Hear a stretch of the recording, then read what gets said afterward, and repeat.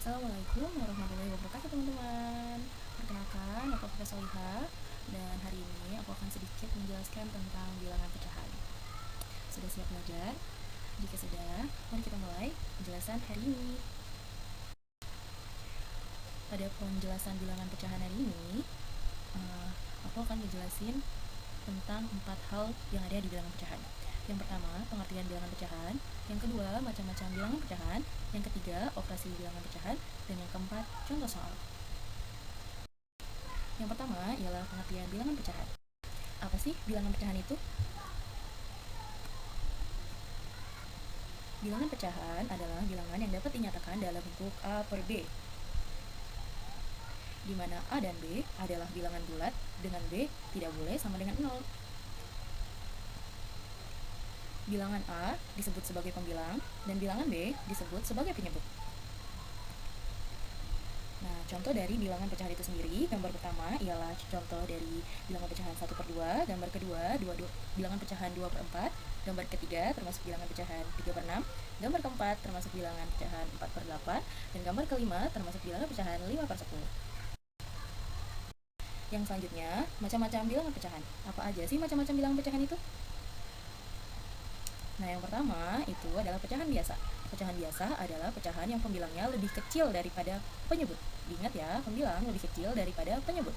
Contohnya ialah 3 per 4. Selanjutnya, bilangan pecahan yang kedua ialah pecahan campuran. Pecahan campuran adalah pecahan yang pembilangnya lebih besar dari penyebut. Kalau pecahan biasa pembilangnya lebih kecil daripada penyebut, kalau pecahan campuran pembilangnya lebih besar daripada penyebut. Jangan lupa ya. Contohnya ialah 5 per 2 atau bisa dibagi menjadi 2, 1 per 2. Selanjutnya ada pecahan desimal. Pecahan desimal adalah pecahan yang merupakan hasil pembagian dengan 10 dan kelipatannya dalam penulisannya menggunakan tanda koma. Contohnya ialah 2 per 10 atau bisa ditulis sebagai 0,2. Selanjutnya ada pecahan persen. Pecahan persen adalah pecahan yang menggunakan lambang persen yang berarti per 100. Contohnya ialah 20 per 100 sama dengan 20%. Yang terakhir nih, ada pecahan per mil. Pecahan per mil adalah pecahan yang berarti per 1000. Contohnya ialah 30 per 1000 atau bisa disebut sebagai 30 per mil. Selanjutnya ada operasi bilangan pecahan. Terdapat beberapa operasi bilangan pecahan. Apa aja sih? Operasi bilangan pecahan itu ada penjumlahan, pengurangan, perkalian, dan pembagian. Penjumlahan bilangan pecahan. Terdapat dua bentuk penjumlahan dalam bilangan pecahan, antara lain sebagai berikut. Yang pertama, ada penjumlahan pecahan dengan penyebut yang sama. Yang kedua, penjumlahan pecahan dengan penyebut yang berbeda. Penjumlahan pecahan dengan penyebut yang sama. Rumus dari penjumlahan pecahan dengan penyebut yang sama ialah A per C plus B per C sama dengan A plus B per C. Contoh dari penjumlahan pecahan dengan penyebut yang sama ialah 5 per 7 plus 2 per 7 sama dengan 5 plus 2 per 7 sama dengan 7 per 7. Hasilnya ialah 1. Dari penjumlahan pecahan dengan penyebut yang sama, cara pengerjaannya ialah pembilang dijumlahkan dengan pembilang. Dalam contoh ini, berarti pembilangnya ada 2 kan? 5 dan 2. Jadi, pembilang dijumlahkan dengan pembilang, 5 dijumlahkan dengan 2, hasilnya 7. Dan penyebut tidak dijumlahkan karena nilainya sama. Penjumlahan pecahan dengan penyebut yang berbeda. Nah, rumus yang pertama ialah A per B plus C per D sama dengan A kali D per B kali D ditambah C per B per B per D. Rumus yang kedua ialah A plus B ditambah A per B ditambah C per D sama dengan, kita samakan penyebutnya menjadi KPK dari B per D. Selanjutnya untuk pembilangnya KPK per B dikali A, dan yang kedua KPK per D dikali C. Contohnya ialah 5 per 7 ditambah 2 per 3 sama dengan 5 dikali 3 per 7 per 3 ditambah 2 dikali 7 per 7 per 3. 5 dikali 3 per 7 per 7 dikali 3 menghasilkan 15 per 21. 2 kali 7 per 7 kali 3 menghasilkan 14 per 21. Hasil dari 15 per 21 ditambah 14 per 21 adalah 29 per 21. Nah, penjelasannya, penjumlahan dengan penyebut yang tidak sama, penyebutnya harus disamakan terlebih dahulu dengan dua cara. Yang pertama, mengalihkan kedua penyebut, dan yang kedua menentukan KPK-nya. Mengalihkan kedua penyebut terdapat di rumus 1, di mana B dan D dikalikan ya untuk menjadi penyebut supaya penyebutnya bisa sama dan bisa langsung dijumlahkan seperti di contoh. Dan yang kedua menentukan KPK-nya, yaitu kalau dari rumus menentukan KPK antara B dan D.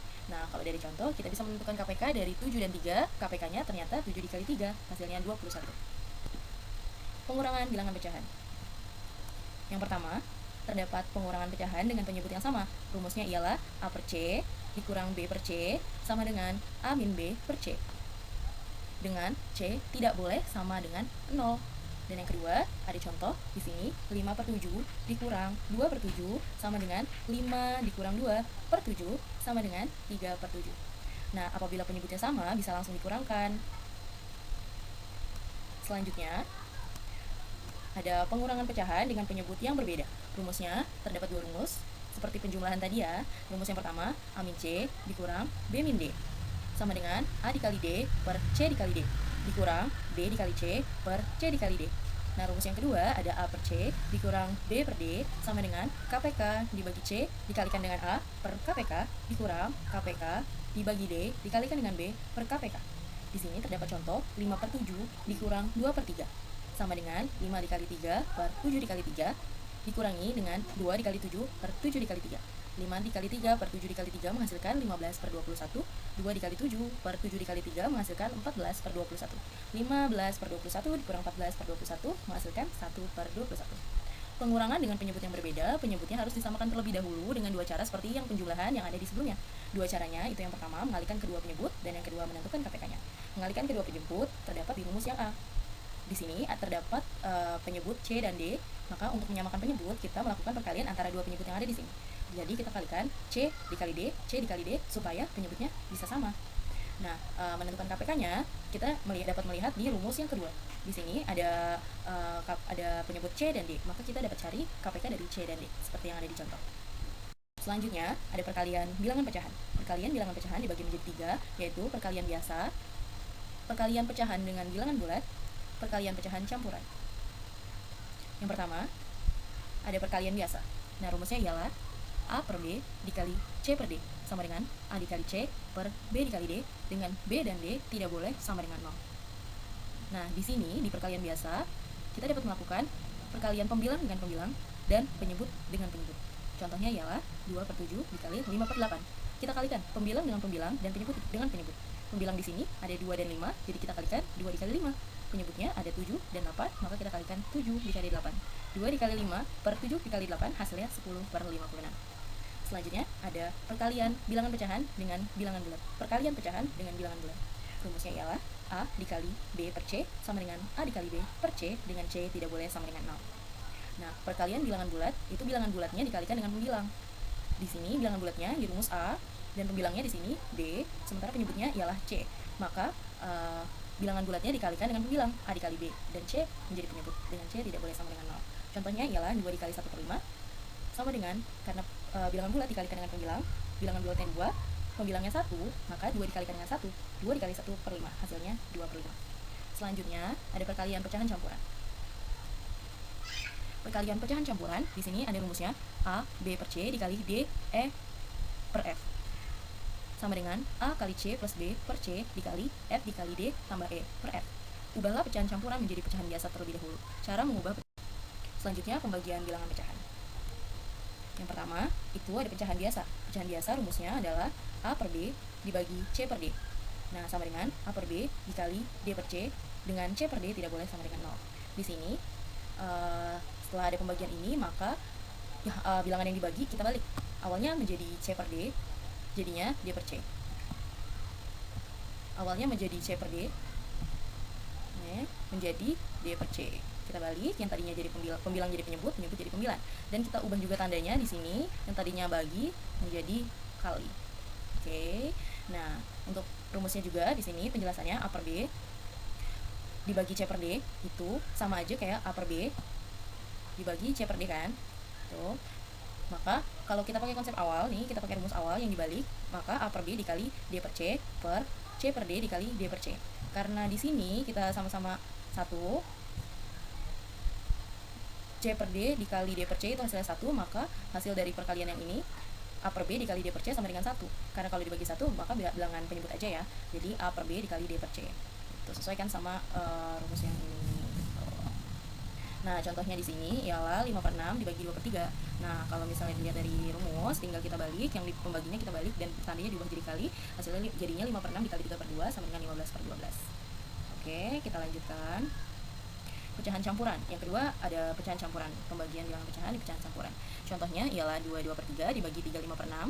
Nah, 22 per 3 ini kita ubah menjadi pecahan biasa terlebih dahulu menggunakan rumus yang sebelumnya. Jadi 2 dikali 3 ditambah 2 dikali 3 ditambah 2. Nah, dibagi per 3 dibagi 6 dikali 3 ditambah 5 per 6.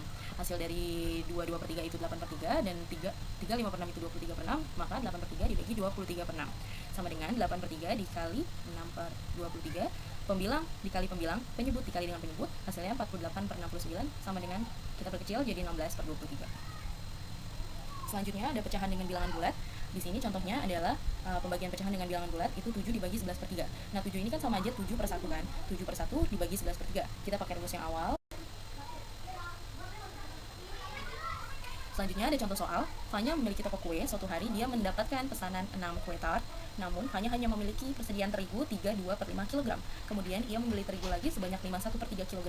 Apabila setiap kue memerlukan 1 per 6 kg terigu, berapa sisa terigu yang dibutuhkannya? Maka kita lihat jawabannya. Di sini kita dapat melihat bahwa terigu yang dimiliki akan dikurangi untuk mendapatkan sisa terigu yang dimiliki sama Fanya, itu maka terigu yang dimiliki akan dikurangi dengan terigu yang digunakan. Nah, di sini terigu yang dimiliki Fanya hanya memiliki persediaan terigu 32 per 5 kg. Jadi kita tulis 3 per 2 5 kg. Kemudian ia membeli terigu lagi sebanyak 1 per 3 kg.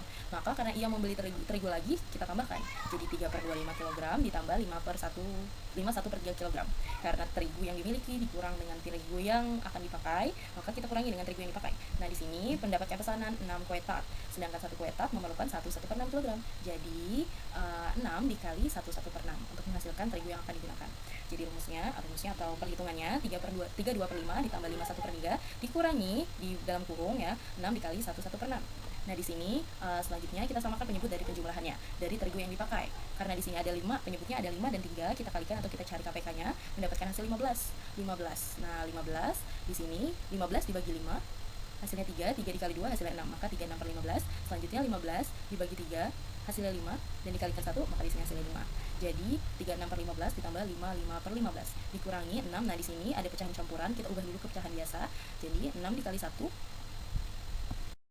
Oke, terima kasih sudah mau mendengarkan penjelasan yang cukup panjang ini. Semoga bisa bermanfaat dan bisa dengan mudah mengerti tentang bilangan pecahan. Sekali lagi terima kasih. Wassalamualaikum warahmatullahi wabarakatuh.